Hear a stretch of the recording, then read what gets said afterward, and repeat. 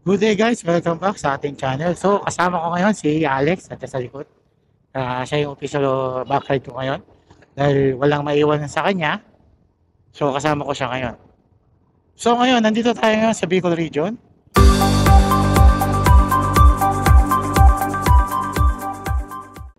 Ibuti natin ng mga lugar dito. Siguro mga ano ko dito, mga 2 weeks ako nandito sa Bicol ngayon. Since mga kamag-anak ng wife ko, taga dito naman sa Bicol. So sinamantala ko na rin na na makapag vlog o makapag-content para explore ang Bicol region. Okay, ngayon is day 1 ng ating Bicol Adventure. Nandito tayo ngayon sa Buhi, Camarines Sur.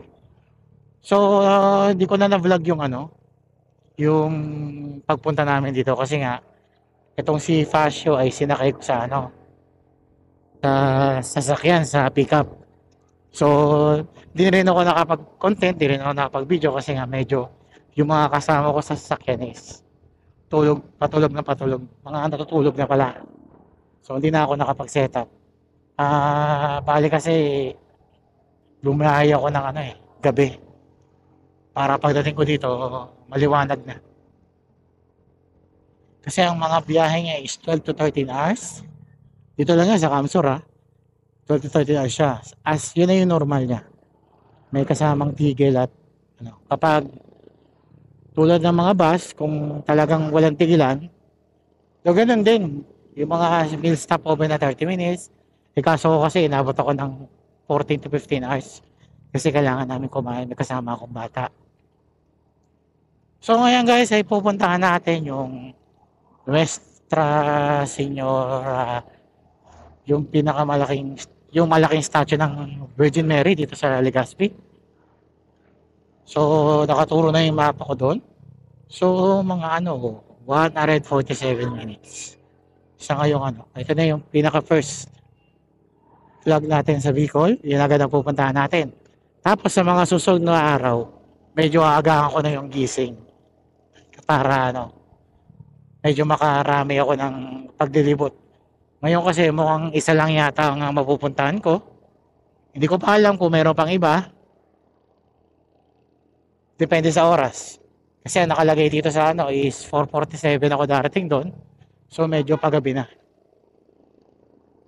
Ang biyahe pa naman dito, pag sinabi mong isang oras kalahati, sure yan na malayo talaga siya.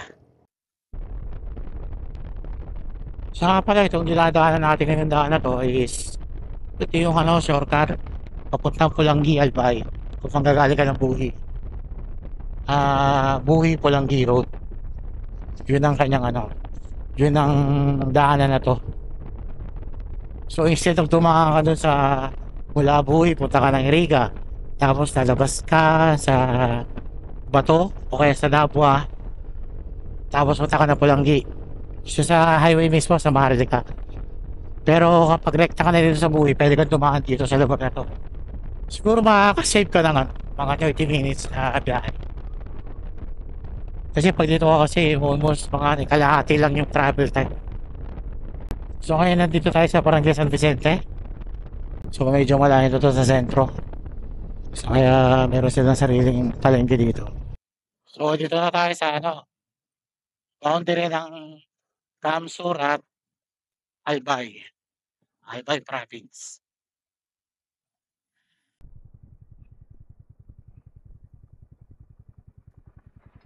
Dito tayo sa Barangay Pintor. Ganda ng view.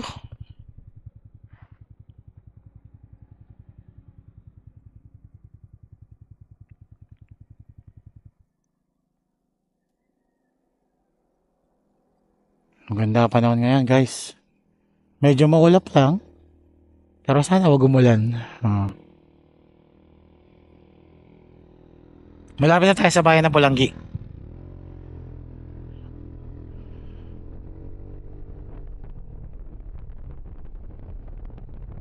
So guys, dito na tayo sa Pulangi. Bayan ng Pulangi. Albay.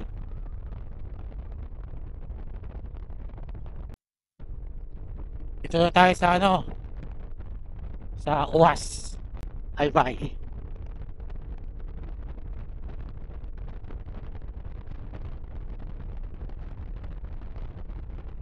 Kita na sa ano, bayan ng Ligaw. Ligaw City.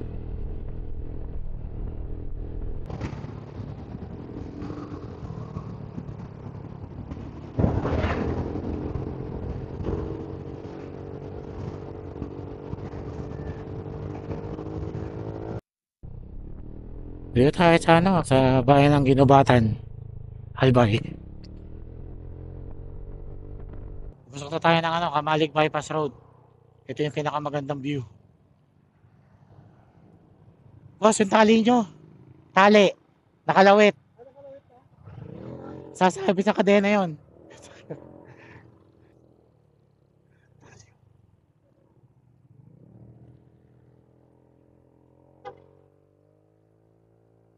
Ano tayo sa Kamalig Bypass Road. Yan. Diba?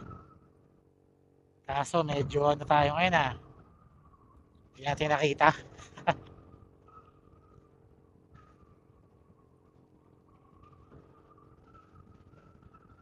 Nagtago. Si Mayon, nagtago. So, okay lang. At least andito tayo ngayon. Siguro sa mga susunod na araw, matachempuan din natin ito na walang taklob. Ngayon kasi may taklob siya eh.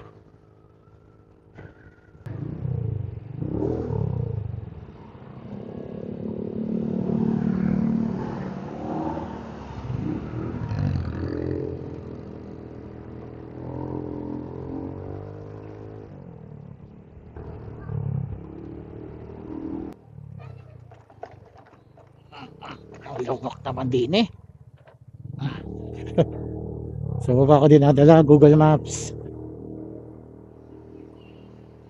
Kakaiba tandaan na to ah.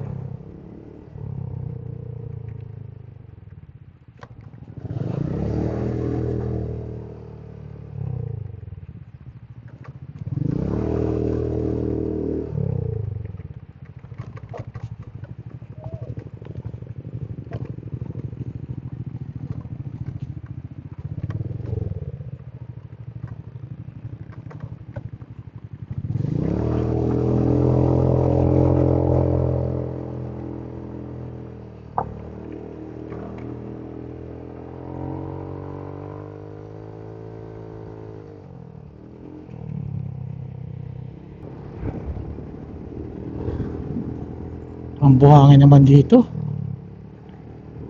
Google Maps, ano na? Saan tong lugar na to? Google Maps. Ah, dulas. Grabe naman yan eh. Yeah.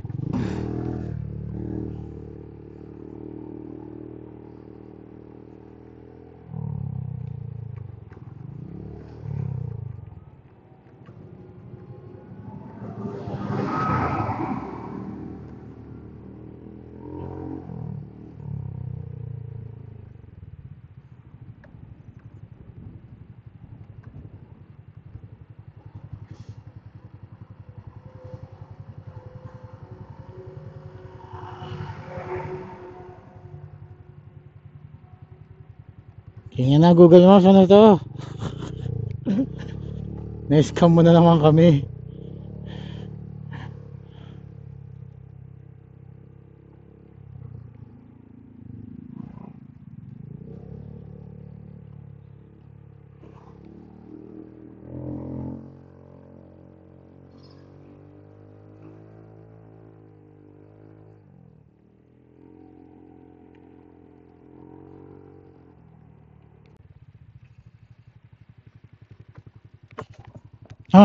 Kita yung mayan, no? Sis Google Maps, saan kami dinala? Nakakatawa lang. Ayun na. Nakakatawa Google Maps, ha? Saan mo kami inikot?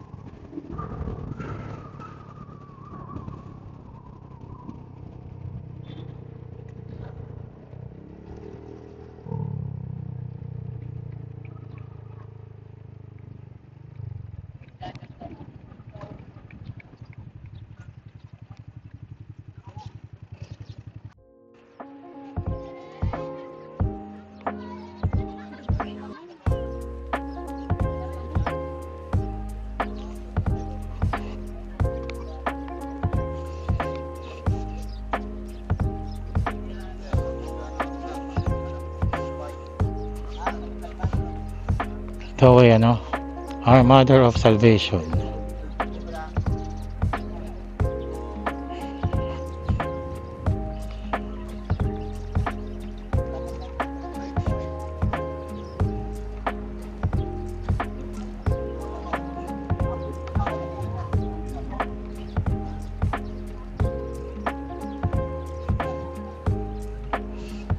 Maganda ang lugar na to, guys, maganda.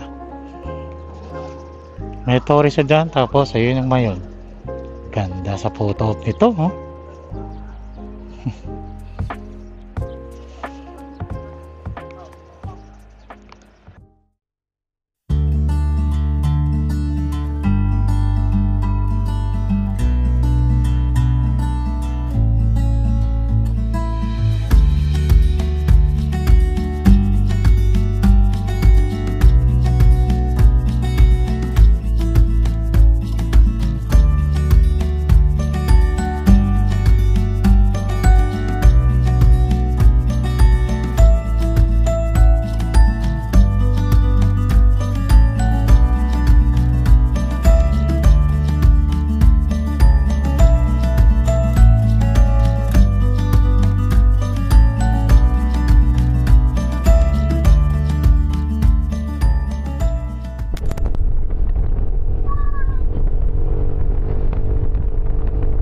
So guys, dito tayo sa ano, Legazpi City.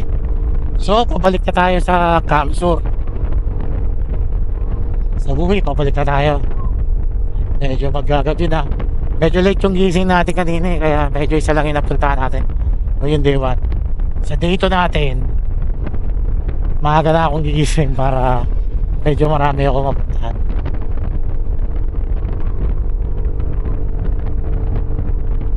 Abuti na kami ng gabi ni Alex. So mga alas 7 kami ng gabi darating doon. Pasado mga alas 7. Kasi ano pa ngayon eh, nasa Legazpi City pa kami.